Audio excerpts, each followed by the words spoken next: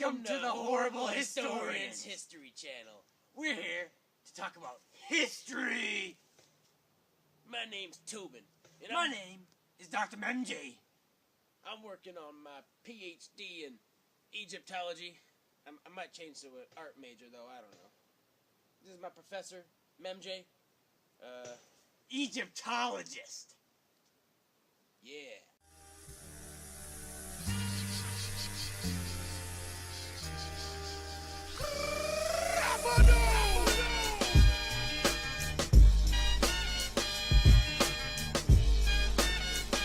We're on site in an ancient Egyptian tomb.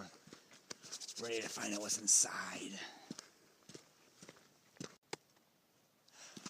Look over there. It's a map. Let's check it out.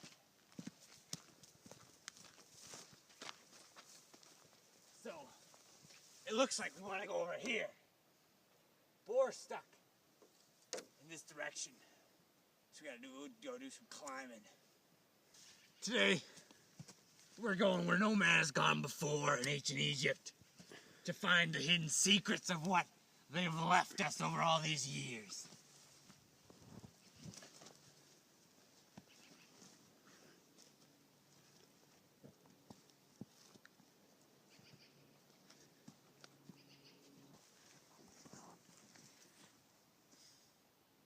Down behind me, you can see the Nile River. Civilization flourished in the Nile Valley due to this yearly flooding, giving fertile soil for its people and giving them more time to build things, like the pyramids. To get a better view of just what's going on, we're committed to climb up anything. Oh.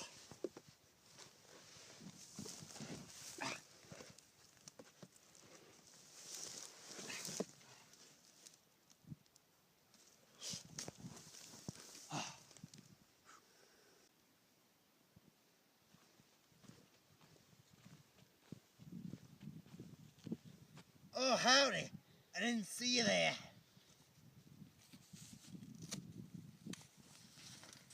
I'm just picking some of these ancient herbs. Oh, they use these for medicine and other concoctions. But, if you look over there, you can see just what ancient Egypt has left for us. How advanced it was for how long ago it happened. Hello? What? We're not in Egypt? I could have sworn I was on a plane for like 7 hours last night. What the hell? We're going to learn about history somewhere else.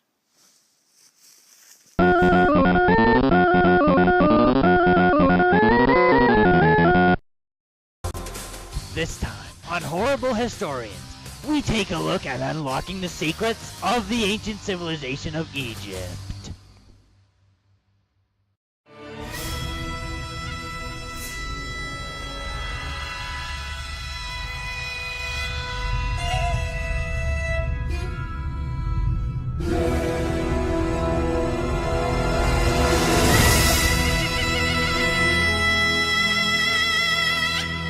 Egypt's one of the oldest civilizations on the planet, with the first settlers arriving around 3500 BC.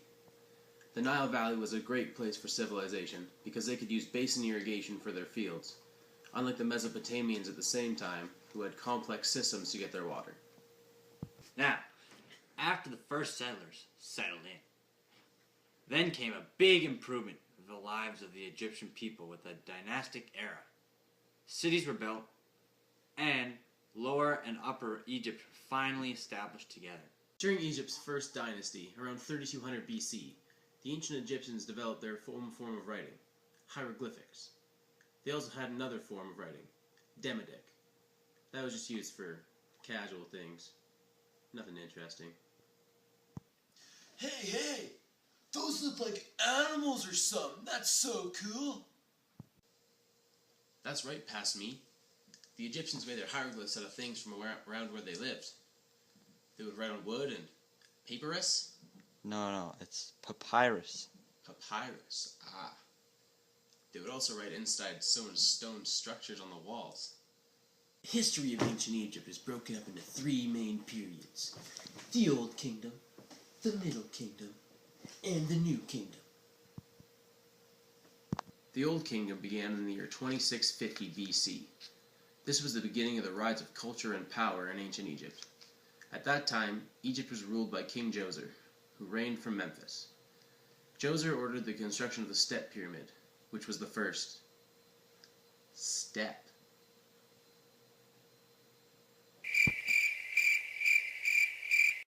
To the great architectural feats of ancient Egypt. There were many other kings that built pyramids during this time, notably Sneferu, who built 3 pyramids, including the first true pyramid, the Red Pyramid. The Old Kingdom was also when the Great Pyramid was built at Giza.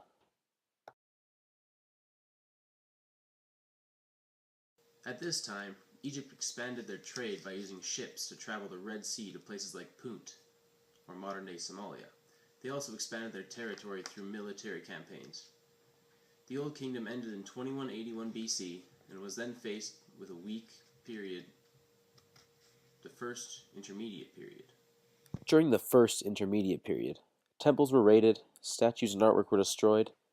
Egypt was kind of like the Purge at this point, just 125 years long, of crime and destruction. This intermediate period ended during the reign of King Muintoep II, and then the Middle Kingdom began. The Middle Kingdom. Wait, that's the wrong one? Oh crap.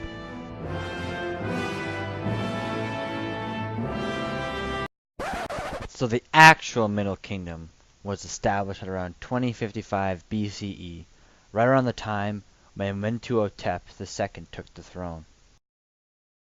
Mentuhotep II, who was the first pharaoh of this era, commanded military campaigns south as far as the Second Cataract in Nubia, which had gained its independence during the First Intermediate Period.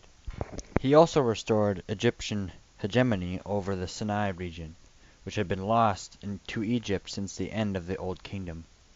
To consolidate his authority, he restored the cult of the ruler, depicting himself as a god in his own lifetime, wearing the headdress of Amun and Min.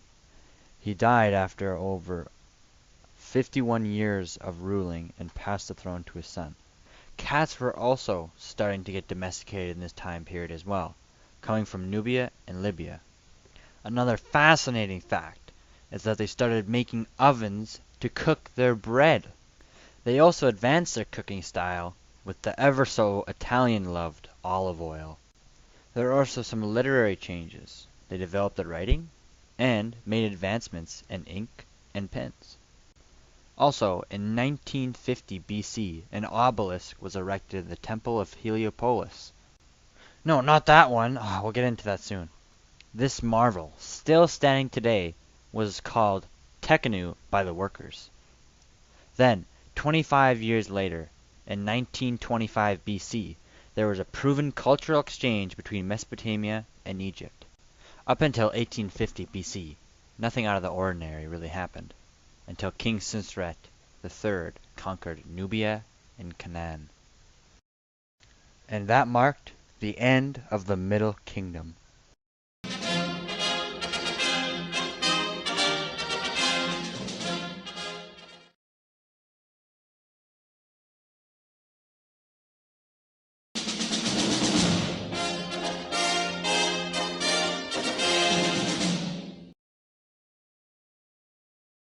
Around 1539 BC, the Second Intermediate Period ended, and the New Kingdom began.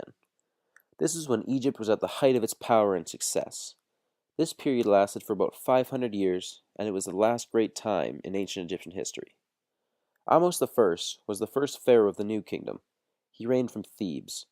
During this time, the Egyptian military was greatly expanded, as was their territory. They conquered surrounding lands and settled in unoccupied regions around them, pushing farther and farther from the Nile. Egypt was blowing up like a balloon, and you've probably all blown up balloons before.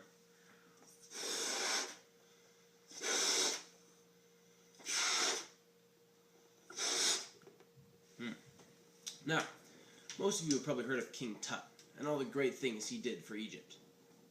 Liars! Tutankhamun did nothing of any significance for Egypt while he was in power. He died when he was 18. But he finally got some recognition thousands of years later when his tomb was discovered.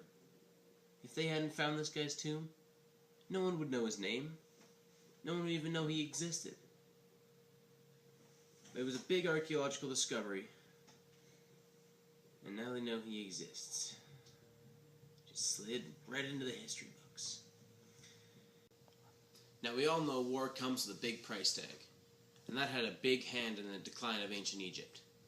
With all their military campaigns to expand their territory, Egypt soon became poor. There were many factors that ended the new kingdom. Money, drought, and famine all decreased the power of the monarchs.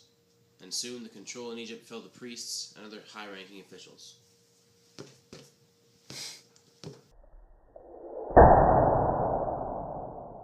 At the end of the New Kingdom, around 1150 BC, Egypt fell into decline. This was around the same time as it is believed that the Trojan War was fought. That's right.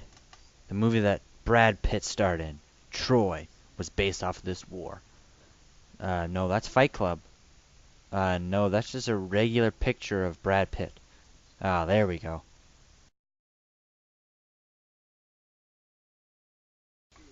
With very little power or resources, the Third Intermediate Period began, and this is a dark, dark place for Egypt. During the Third Intermediate Period, Egypt was taken over by the Nubians, and in turn, the Assyrians. After this, Egypt became somewhat of a ball that was constantly passed around by whoever wanted to play. They were conquered by the Persians, then the Achaemenid Empire, then the Achaemenids again. Then, of course, the Persians stuck their nose into things, regaining control of Egypt.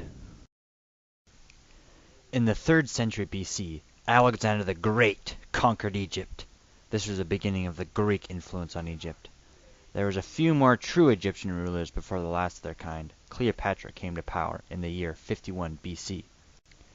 An interesting fact on Cleopatra is that she didn't actually even learn the Egyptian language. After a little bit of incest, but I mean, who didn't really have incest in ancient Egypt? Cleopatra ended up having a child with the Julius Caesar. And after his assassination, she just moved on to the next guy, Mark Antony, and had some more children with him. But then, she ended up killing herself, so it didn't really work out in the end. Egypt didn't become independent until 1953 AD. Now, let's take a look at what modern Egypt looks like.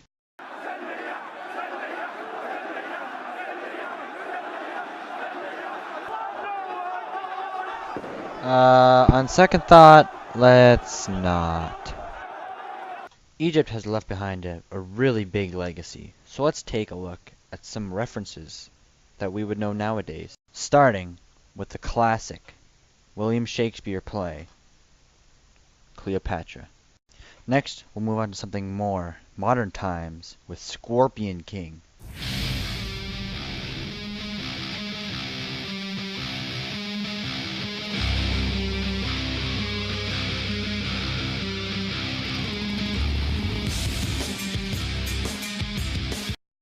Now, for my favorite reference, you guessed it, Yu-Gi-Oh! It's time to do. Now, as a final treat, I'll leave you with one of my favorite references from the show, Yu-Gi-Oh! I sacrifice my Queen's Knight, my Jack's Knight, and my King's Knight! Is he? He is! Almighty protector of the sun and sky, I beg of thee, please heed my cry. The ancient chant. He knows it. Transform thyself from orb of light and bring me victory in this fight. I beseech thee, grace our humble game, but first I shall call out thy name! John Cena! Are you kidding me? What the hell is he doing here? Get him out of here! We're trying to do a video!